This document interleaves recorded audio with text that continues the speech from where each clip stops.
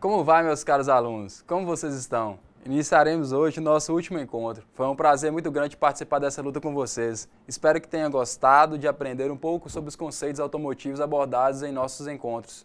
Estou à disposição na sala virtual. Qualquer dúvida, crítica, sugestão, postem no nosso fórum Tira Dúvidas relativa à nossa aula. Então vamos lá, né? Finalizar com chave de ouro. Hoje vamos continuar falando sobre vários sistemas que compõem todo o sistema de injeção eletrônica. Então vamos aos sistemas de hoje. Sistema elétrico, de controle de emissão evaporativa, sistemas auxiliares, unidade de comando e diagnóstico. Então, sem mais conversa, adentremos nos sistemas elétricos. Então, meus alunos, a complexidade dos componentes elétricos e eletrônicos contida atualmente no automóvel resultou cerca de 1 quilômetro de cabo que percorre toda a carroceria. Isso é o sistema elétrico do automóvel, que possui diversas funções de acordo com seus consumidores. Uma das principais funções do sistema elétrico é possibilitar a partida do motor a combustão através do seu circuito de partida. Após a partida do motor, este é mantido em funcionamento através do circuito de carga, que alimenta os consumidores do circuito de ignição e injeção, alimenta os consumidores elétricos de bordo e ainda recarrega o acumulador de energia, a nossa famosa bateria. Os cabos do sistema elétrico automotivo é extensa e os fios são identificados por diversas combinações de cores, exceto pelos fios positivos da bateria, a chamada linha 30, e pelo negativo da bateria, ou terra, ou aterramento, ou massa, sendo as cores vermelhas e preta, respectivamente. Devido à complexidade do sistema elétrico, os fios e seus caminhos são identificados através de esquemas elétricos desenvolvidos pelas próprias marcas. Quando alimentado apenas pela bateria, o motor desligado, o sistema elétrico recebe uma tensão de 12 volts. Essa tensão alimenta todos os consumidores elétricos, os contínuos, os de longa duração e os de curta duração. Uma vez que o motor está em funcionamento, o alternador se encarrega de recarregar a bateria e alimentar os consumidores. Assim, a tensão produzida é de 14,8 volts. Mesmo o circuito de ignição trabalhando com tensões acima de 30.000 volts, para que este funcione, é necessária a tensão padrão do sistema elétrico. Vamos ver esse emaranhado de fios na representação do carro a seguir. Como podemos observar, é fio que não acaba mais. No sistema elétrico automotivo, existem diversos consumidores elétricos, o motivo pelo qual há grande preocupação com o balanço de carga no sistema. Isso se deve ao fato de alguns consumidores devem funcionar continuamente. Assim, classificam-se em 3 tipos de consumidores, os contínuos, os de longa duração e os de curta duração. Os consumidores contínuos não podem, em hipótese alguma, parar de receber corrente elétrica do alternador ou da bateria, pois estão totalmente ligados ao funcionamento do motor. Por exemplo, sistema de injeção, sistema de ignição. Na ausência de corrente elétrica, param completamente de funcionar e o motor não entra em funcionamento. Entre os consumidores de longa duração, destacam-se os faróis, sistema de ar-condicionado, desembaçador de vidro, rádio. Enquanto isso, os consumidores de curta duração podem até consumir mais de 50 watts, mas permanecem bem menos tempo ativado, como, por exemplo, citamos os vidros elétricos, luz de freio, acendedor de cigarro e buzina. Então, voltando aqui para mim, vamos agora aprender um pouco sobre os 2 principais sistemas, o circuito de partida e o circuito de carga. Vamos voltar à figura. A função do circuito de partida é a seguinte: para que o motor de combustão interna comece a funcionar, este precisa de um estímulo externo. Esse estímulo chama-se motor de partida, um motor de corrente contínua capaz de girar em uma rotação mais alta do que a rotação mínima de funcionamento do motor de combustão interna, a rotação de partida. Agora, sobre o circuito de carga, temos o seguinte: apesar dos veículos possuírem uma bateria, o sistema elétrico automotivo não pode apenas contar com a bateria para alimentar a si mesmo. Para isso, é necessário que seja gerada energia para a recarga da bateria e assim suprir a demanda de energia elétrica do automóvel. Essa função é delegada ao alternador. Como o próprio nome diz, o alternador é um gerador de corrente elétrica alternada que, portanto, necessita de um retificador de tensão para enviar todo o sistema elétrico do veículo a tensão contínua necessária para suprir a sua demanda. O alternador é instalado junto ao motor e ligado a este por uma polia, que é a polia do virabrequim através da correia. Esta correia pode ser trapezoidal ou poli-V. O alternador precisa alimentar todo o sistema elétrico e consumidores e manter a carga da bateria em nível máximo, mesmo em situações de baixa rotação do motor, e manter o nível de tensão nominal do sistema elétrico, independente da velocidade do motor. Então, meus alunos, o funcionamento de todo o sistema elétrico é basicamente o seguinte: quando o motor está desligado, a bateria alimenta todo o circuito elétrico do automóvel, motivo pelo qual descarrega caso algum componente esquecido esteja ligado ou esteja com fuga de corrente. Entretanto, em um circuito elétrico sem danos ou problemas, a bateria consegue manter uma boa carga durante semanas. Uma vez que o sistema elétrico é capaz de preservar uma boa carga de bateria durante longas paradas, torna-se possível, então, efetuar a partida do motor a qualquer momento. Ou seja, a bateria deve ter uma carga mínima para isso. A bateria fornece cerca de 1.000 a 2.000 amperes para o motor de partida, dependendo do tipo de motor de combustão e outros fatores. O motor de partida é o maior consumidor do sistema elétrico automotivo, porém só é necessário apenas uma vez. Depois que o motor pega, este passa a funcionar por si só. O alternador desempenha o trabalho de manter todo o sistema elétrico em funcionamento. A grande tarefa do alternador é suprir a demanda de todo o sistema elétrico e ainda carregar a bateria. Em outras palavras, a corrente do alternador deve superar a corrente dos consumidores necessária para o funcionamento dos mesmos e carregar a bateria ao mesmo tempo. No momento em que a corrente dos consumidores se for maior que a corrente produzida pelo alternador, a bateria começa a ser descarregada. O funcionamento de corrente do alternador para o sistema elétrico depende da rotação do motor, sabendo que a relação entre a polia do alternador e o virabrequim é calculada para fazer o alternador girar mais rápido que o motor. Isso garante que o alternador consiga produzir uma parte da sua corrente máxima em marcha lenta. Porém, os retificadores se encarregam de bloquear o circuito de carga quando a corrente do alternador é maior que a corrente dos consumidores, mais corrente para a bateria. O grande ponto fraco do sistema elétrico automotivo é o fato de haver apenas uma bateria para suprir toda a demanda do sistema. Mesmo com o alternador, é a bateria quem faz com que o motor entre em funcionamento. Se a corrente de stand-by é alta, a bateria pode se descarregar em poucas horas e não ter estado de carga suficiente para fazer funcionar o motor de partida. Aliás, essa grande demanda de corrente para a partida do motor é prejudicial a diversos componentes eletrônicos do sistema. Mais uma vez que o motor pega, durante o funcionamento, a corrente que flui é menor que a sobrecarga também. Como percebemos, para apenas uma bateria é designado operações muito diferentes e isso é prejudicial para o sistema elétrico automotivo. Uma forma de obter um sistema elétrico automotivo livre de fraquezas, como citado acima, é utilizando duas baterias, ou seja, uma bateria que assuma a função de fornecer potência necessária para o motor de partida e outra para suprir as demandas dos demais circuitos do sistema elétrico. Estudos estão avançando cada vez mais nessa área de modo a melhorar de forma contínua os sistemas automotivos. Um estudo que pode se tornar padrão no futuro é a combinação do motor de partida com o alternador. Em outras palavras, um componente motor de partida, motor de alternador. Trata-se de um sistema elétrico também com duas baterias, uma para a partida e outra para os demais circuitos, mas que tem um motor de partida alternador ligado diretamente à cremalheira da árvore de manivelas. O motor de partida alternador, ou melhor, gerador síncrono, é capaz de converter a energia elétrica da bateria em energia mecânica. Neste caso, sendo um motor de partida, consequentemente, após o motor começar a funcionar, passa a converter energia mecânica em energia elétrica, sendo um gerador, como um alternador. Além das vantagens físicas, como redução do peso total do conjunto motriz e menor espaço ocupado abaixo do capô, este sistema elétrico também possui vantagens sistêmicas, como a facilidade de incorporação de um sistema start-stop, partida silenciosa e rápidas e reaproveitamento da energia cinética em freadas para utilização em arrancadas. Desta forma, o sistema elétrico com motor de partida alternador pode melhorar de forma significativa o consumo de combustível. Essa era uma ideia que eu queria passar para vocês. Vamos agora para o nosso próximo tópico, o sistema de controle de emissão evaporativas. Vamos à figura.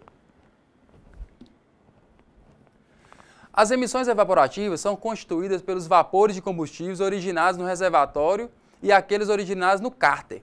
Os originados no reservatório são armazenados no canister e integrados à mistura admitida pelo sistema de injeção, através da válvula de purga. O sistema de controle de emissão evaporativa tem por função controlar a purga do filtro de carvão ativado, o canister. Nesse sistema, os vapores gerados no reservatório de combustível são coletados nos grãos de carvão ativado do filtro canister. No momento propício, a unidade de controle libera a passagem entre o filtro canister e o coletor de admissão. Dessa forma, os vapores armazenados no filtro são sugados e integrados à mistura, como já tínhamos visto anteriormente. Iremos agora aprender sobre o sistema de sinais auxiliares. São os sistemas que interagem com todo o modelo para um bom funcionamento da injeção eletrônica.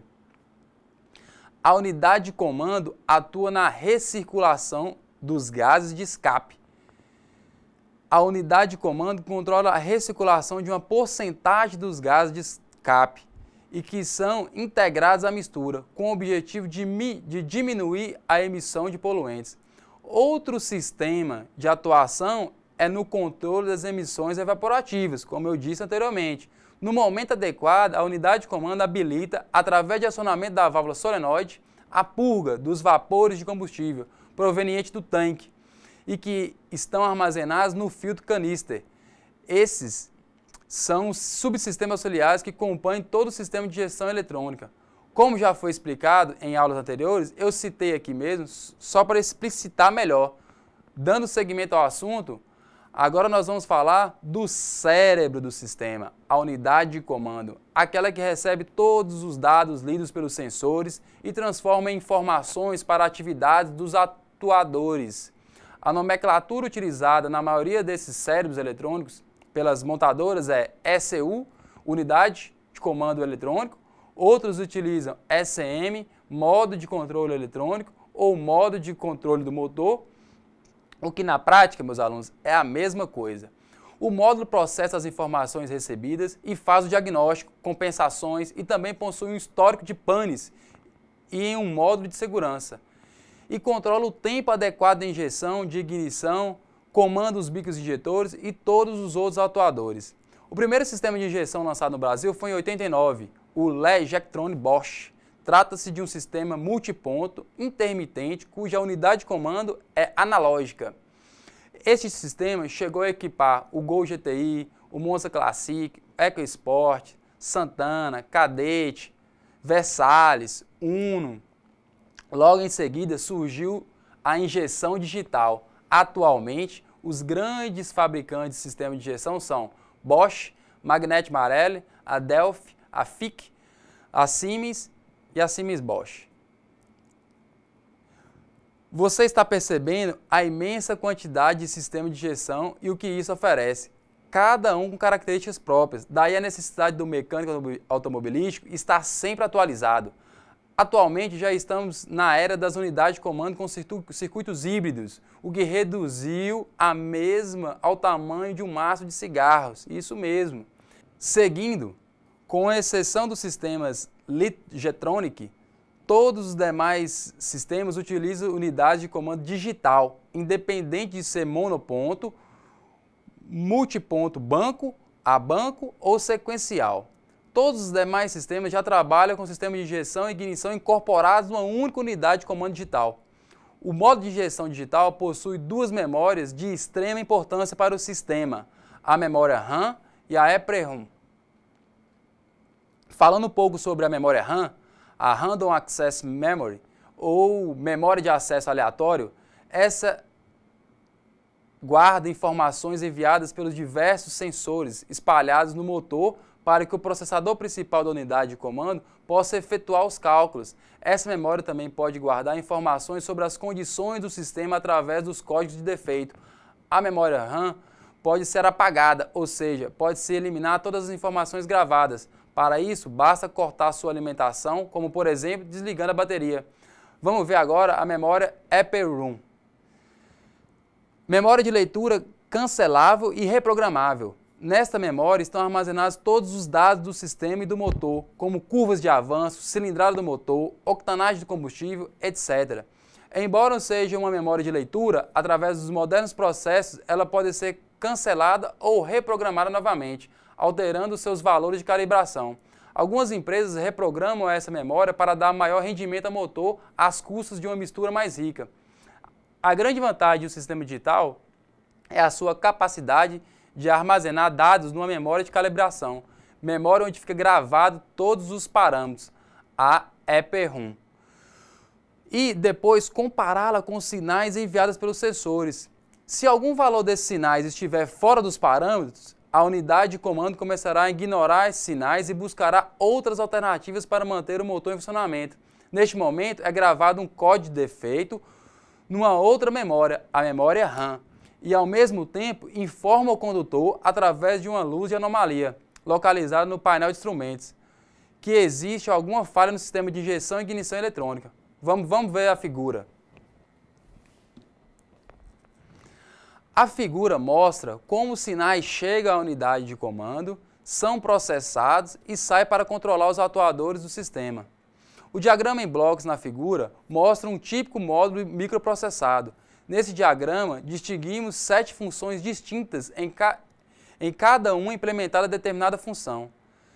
Regulador de tensão, processamento do sinal de entrada, memória de entrada, unidade central de processamento, memória do programa, memória de saída e processamento do sinal de saída.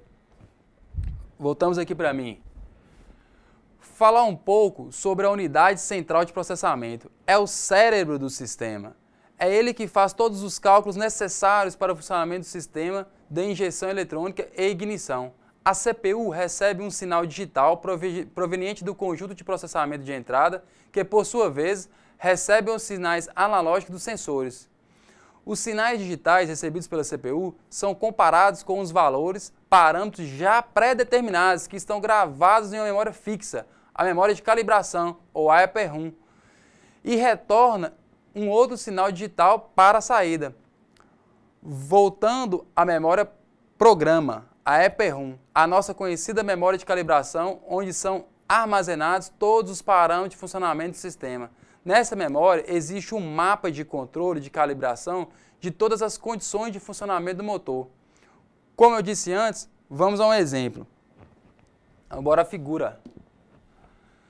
Esse tipo de memória não se apaga com a ignição desligada ou com a bateria desconectada, por isso é chamada memória fixa. Na figura, o sensor de temperatura gerou um sinal analógico de 0,75 volts, o qual foi convertido no número binário 11001000, pois a CPU só lê números binários, 0 ou 1. Isso não importa muito para nós aqui.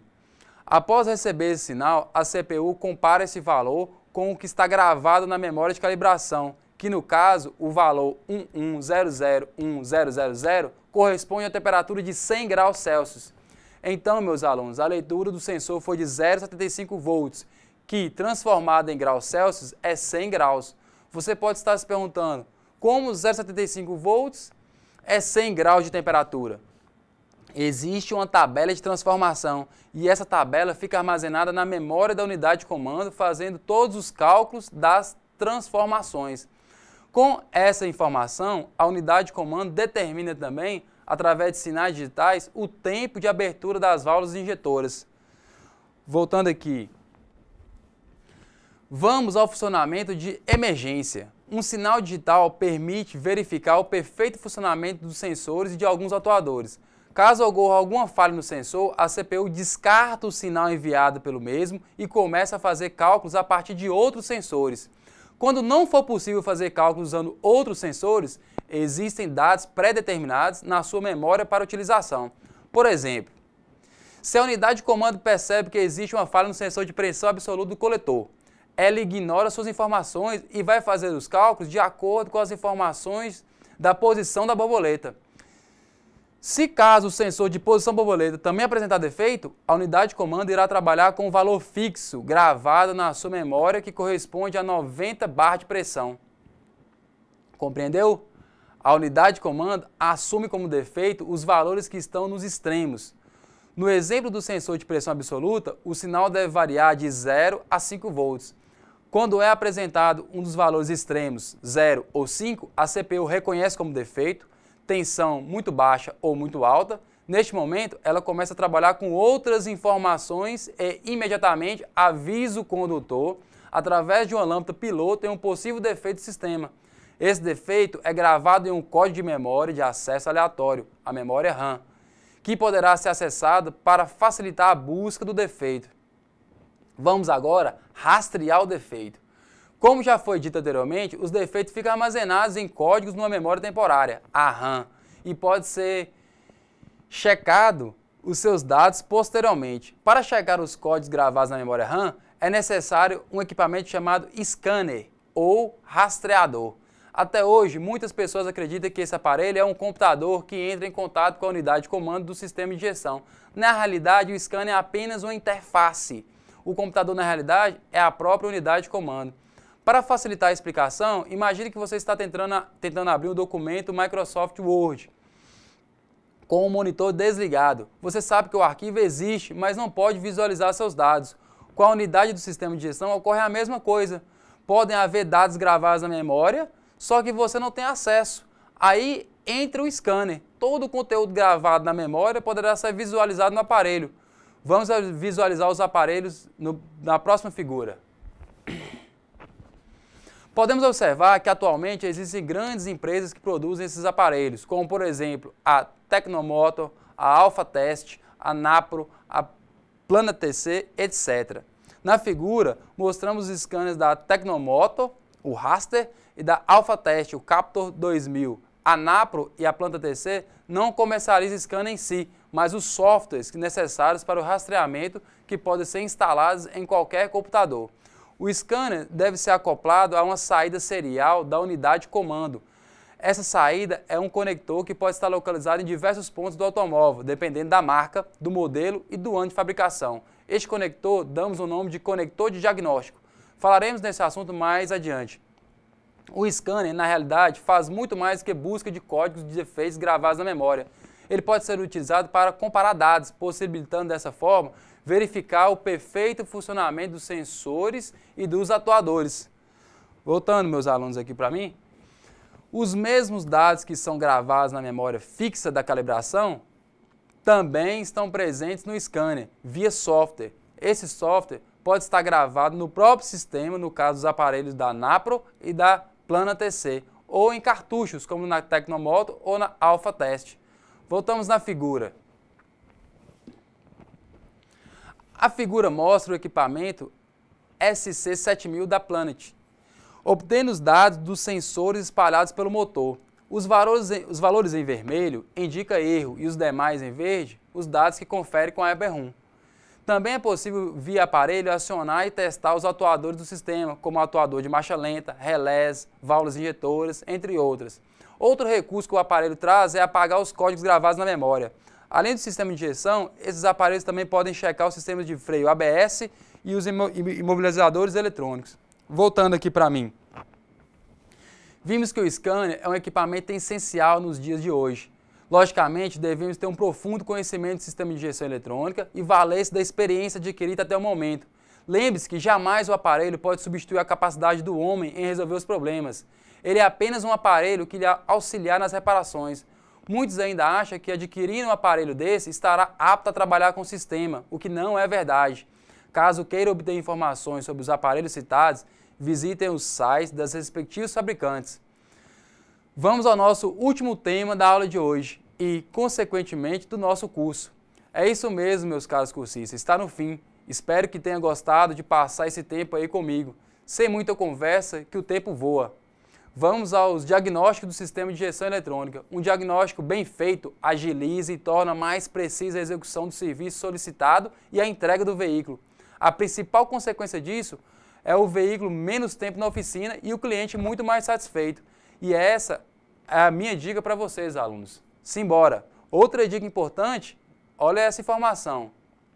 Um levantamento apontou que desde a popularização da injeção eletrônica no mercado brasileiro, do final dos anos 90 até o início dos anos 2010, mais de 1/3 das oficinas fecharam suas portas. De 172.097, o número chegou a menos de 90.000 10 anos depois. E o motivo principal para tal fenômeno foi a falta de adaptação dos antigos profissionais às novas demandas da reparação. Não basta apenas profundos conhecimentos em mecânica. Agora o profissional tem que, no mínimo, saber mexer no computador e entender um pouco de eletrônica para fazer uma manutenção correta em veículos que já não são tão novos assim. Por isso, meu aluno, o importante é capacitar sempre e estar atento e aberto a novas tecnologias e demandas que vão surgindo no mercado. Para saber o que se passa dentro dos sensores, atuadores, redes multiplexadas e demais tranquitanas que tanto põe medo em quem já estava acostumado com a boa e velha mecânica, há uma ferramenta indispensável em qualquer oficina que queira ganhar clientes, tempo de serviço e qualidade, o scanner automotivo.